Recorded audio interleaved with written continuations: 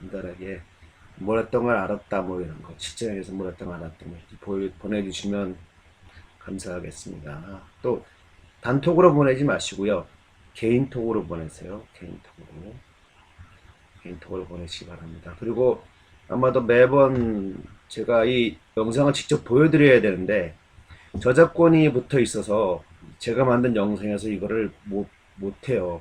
그래서 불편하네요. 오프라인 수업에서는 그냥 보여주면 되는데 이게 유튜브에 올라가는 동영상이다 보니까 저작권이 다 걸려요. 그래서 이거를 여러분들 직접 보여주지 못합니다.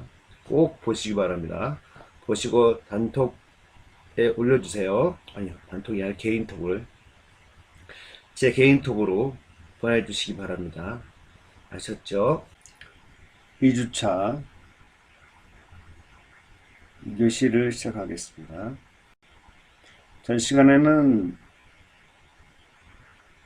지체장애에 대해서 봤죠. 이번 시간에는 이제 뇌병변장애에 대해서 알아보겠습니다.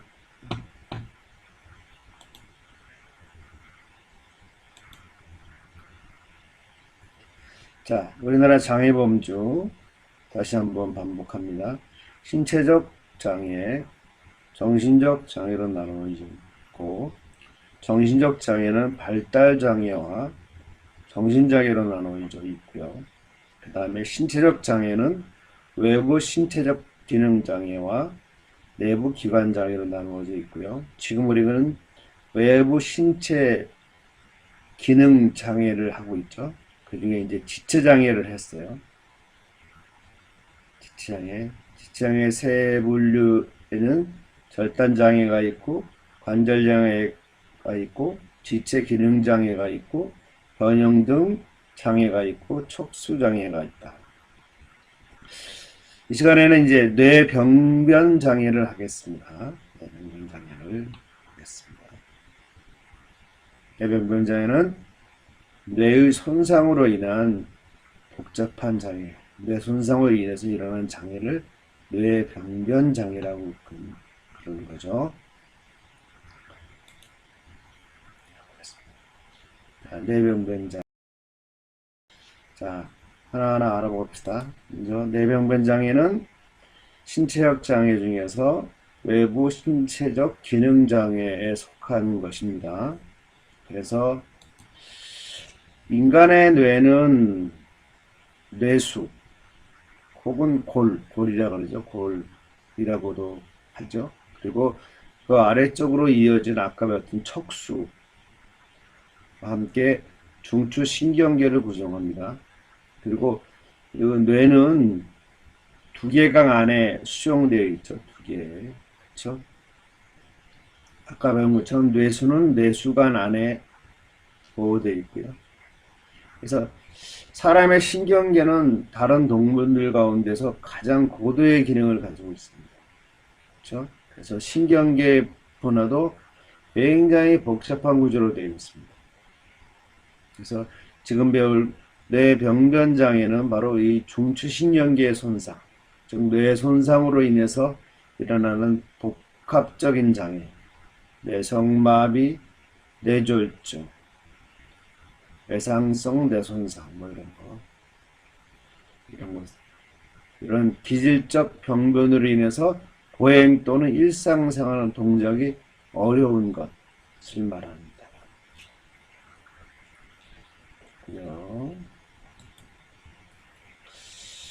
자, 뇌병변 장애는 두 가지가 있어요. 두 가지. 그래서 저는 뇌졸중과 뇌성마비까지입니다.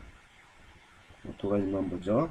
먼저 뇌졸중을 보겠습니다. 뇌졸중은 혈관성 뇌혈관 장애죠. 뇌혈관 장애. 그래서 중추신경계 병변으로 발생됩니다. 그래서 뇌혈관 장애로 신체 반신이 마비가 되는 거죠. 소위 중풍이라고, 중풍. 그렇죠? 그래서 고혈압, 동맥경화, 고지혈증, 당뇨병, 심장질환 등으로 인해서 뇌혈관이 막히거나 혹은 파열되거나 그런 거죠. 그래서 이 막히는 건 뇌혈전이죠. 파열된 뇌출혈, 파열되는 거예요. 그래서 그로 인해서 뇌 기능이 마비가 되어집니다. 이게 뇌혈증입니다. 이 뇌혈증의 증상은 뇌혈증이 발생하게 되면 운동장애가 일어나죠. 그 다음에 감각장애가 일어나고 또 인지장애가 일어나고 지각장애가 일어나고 언어장애가 언어가 어눌해지고 대소변장애가 일어납니다. 대소변을 못 가리고 시야결손이 일어나고 또한 경직이 일어납니다. 그거와 함께 이제 심한 경우에 사회 심리적인 문제도 갖게 된다. 이런 거죠. 뇌졸중. 우리나라 가장 뇌졸중 많죠. 다음 두 번째는 이제 뇌병변장애 두 번째는 뇌성마비입니다. 뇌성마비를 보겠습니다.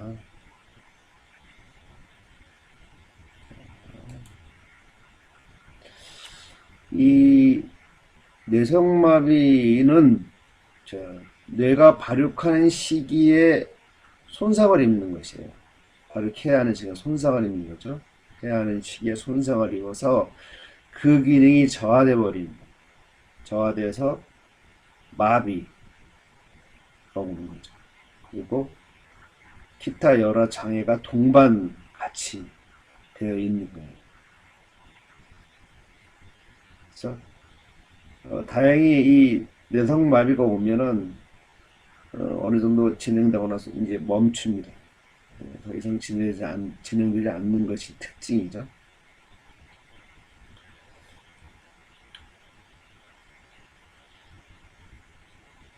일반적으로 이제 출산 시 많이 납니다. 그래서 생존 출산아 1000명 중에서 딱 6명 내지 7명 정도 0.6%에서 0.7% 정도 출현한다는 말도 꽤 많이 일어나는 편이죠. 그래서 이 뇌성마비의 발생은 이 출산과 매우 밀접한 관계를 갖고 있어요. 그래서 이 조산, 즉 정산분만 하면 좋은데 그러지 못하고 이 조산하거나 또한 미숙아인 경우에 그 발생이 굉장히 높습니다. 그래서 이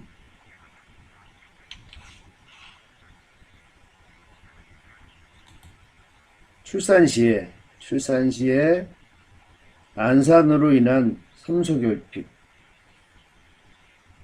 출산 때 참 잘해야 되죠. 그다음에 임신 초기 대개 3개월 이내에 산모가 풍진을 알았을 때 풍진 앓거나 또는 연탄가스에 중독되거나 약물에 중독되었을 때 이 아이에게 뇌성마비가 일어날 수 있다는 겁니다.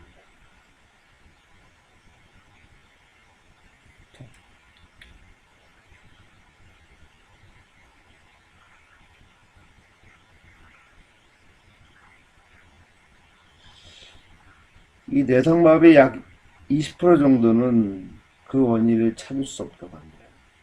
하지만 다행히 유전은 되지 않는다고 합니다.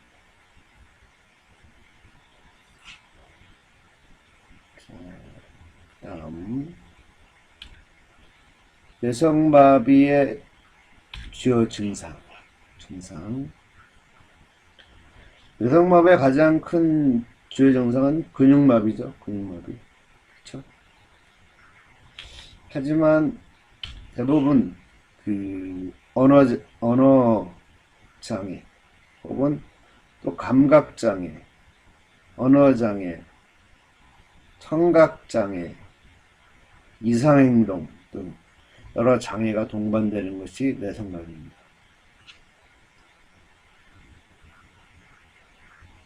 이 뇌성마비가 발작을 일으킬 수도 있어요. 그리고 약 한 70% 정도에서는 지능이 떨어져서 학습은 물론 사회 적응에도 좀 어려움을 겪을 수 있습니다.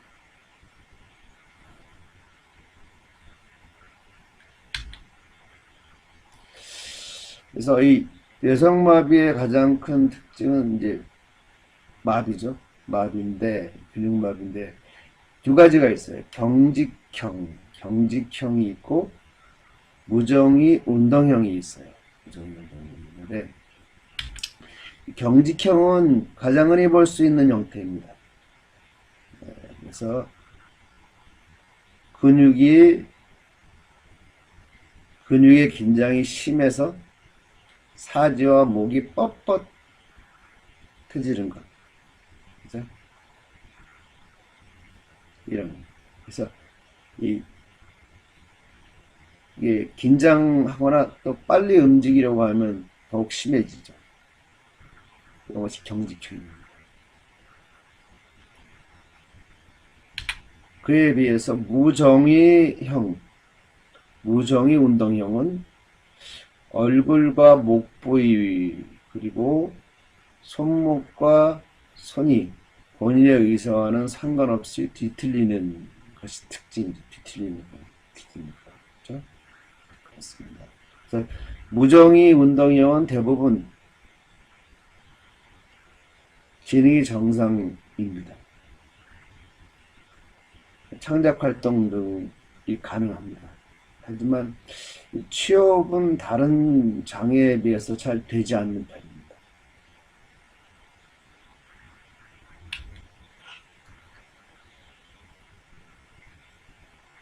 자, 뇌병변 장애는 여기까지입니다.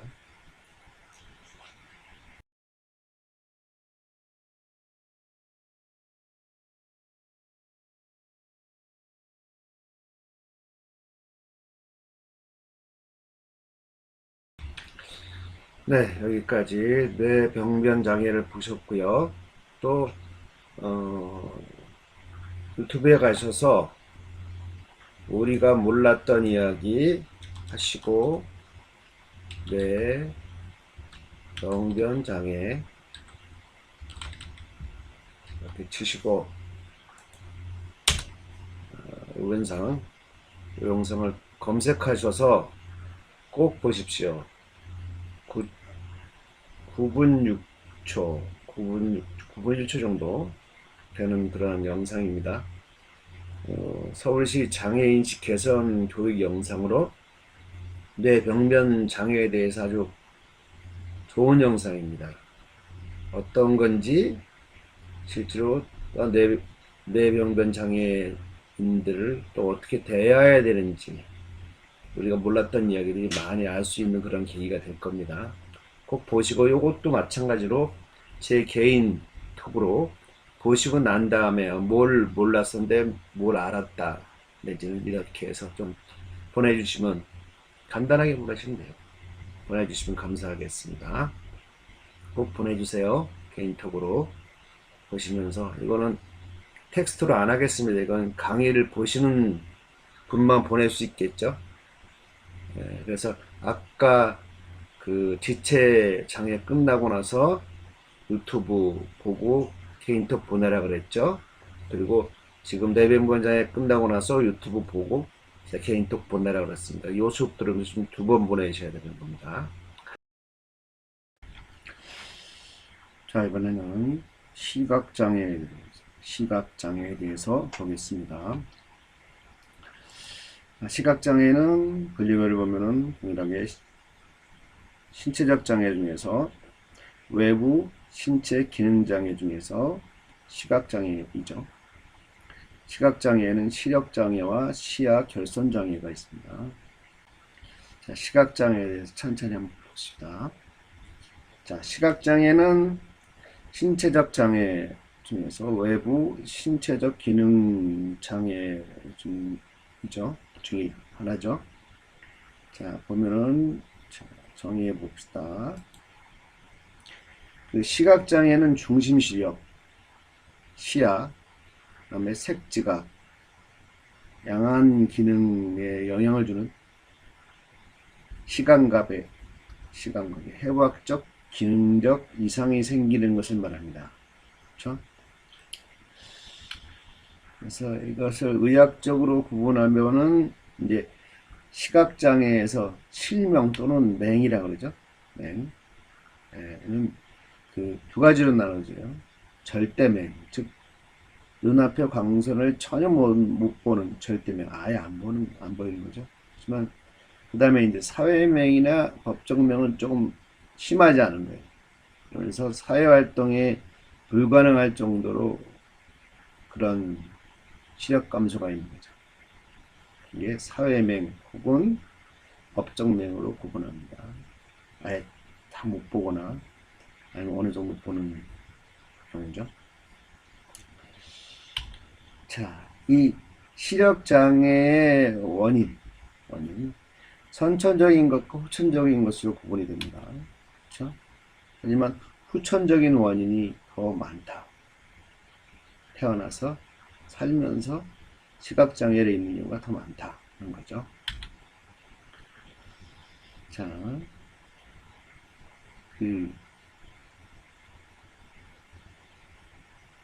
시각장애는 여러 질병이나 안구에 이물질이 침입해서 발생하죠.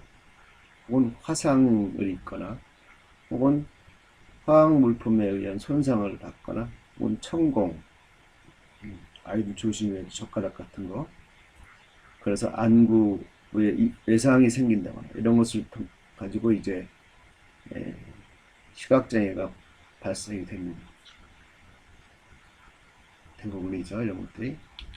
그 밖에도 이제 영양결핍이나 약물 중독에 의해서 시각장애가 나타나기도 합니다. 또는 유전성 질환 혹은 심리적인 원인으로도 발생하기도 합니다.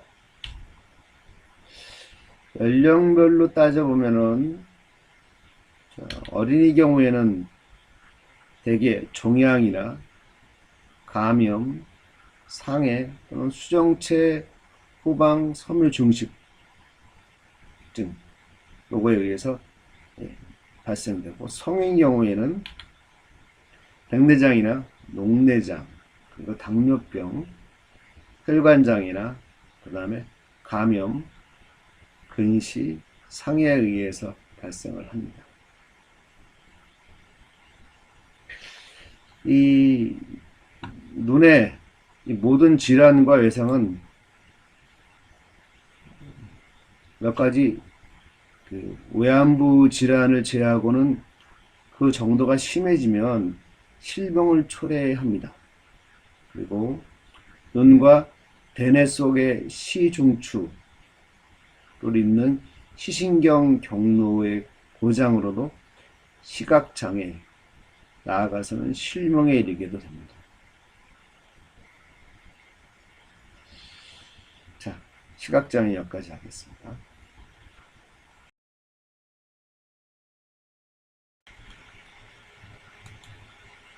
그럼 시각장애 원인에 대해서 좀 더 상세하게 알아보겠습니다. 먼저 시각장애 원인, 백내장입니다. 백내장. 이 백내장은 수정체가 혼탁해져서 빛을 제대로 통과시키지 못하기 때문에 일어나는 질환이죠. 그래서 이 수정체는 통증을 느낄 수 없는 섬유질로 구성되어 있습니다. 그래서 백내장이 발병을 해도 통증을 느끼지 못합니다. 초기에 나타나는 증상은 시야가 흐리고 얼룩지게 보입니다. 그래서 인상을 좀 찌푸리게 되죠.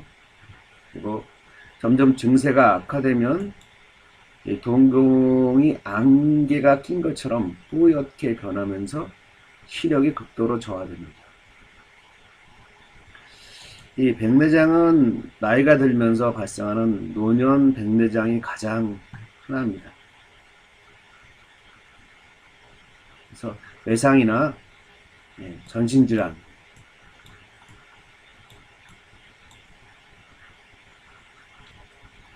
눈 속의 염증에 의해 생기는 백내장도 있습니다. 다음 두 번째 시각장애의 원인, 녹내장입니다. 녹내장. 이 녹내장은 안압의 상승으로 인해서 시신경이 눌리거나 혹은 혈액 공급에 장애가 생겨서 시신경의 기능이 이상 초래하는 것입니다. 안압이 너무 낮으면 안압 자체가 작아지는 안구 위축이 올 수도 있고, 또 높으면 시신경이 손상받게 됩니다. 이 안구를 축구공에 비유했을 때 축구공 안에 공기가 너무 적어도 안 되고 너무 많이 들어가도 안 되는 것처럼 눈의 형태를 유지하기 위해서는 안구 내부에 적절한 압력이 유지되어야 됩니다.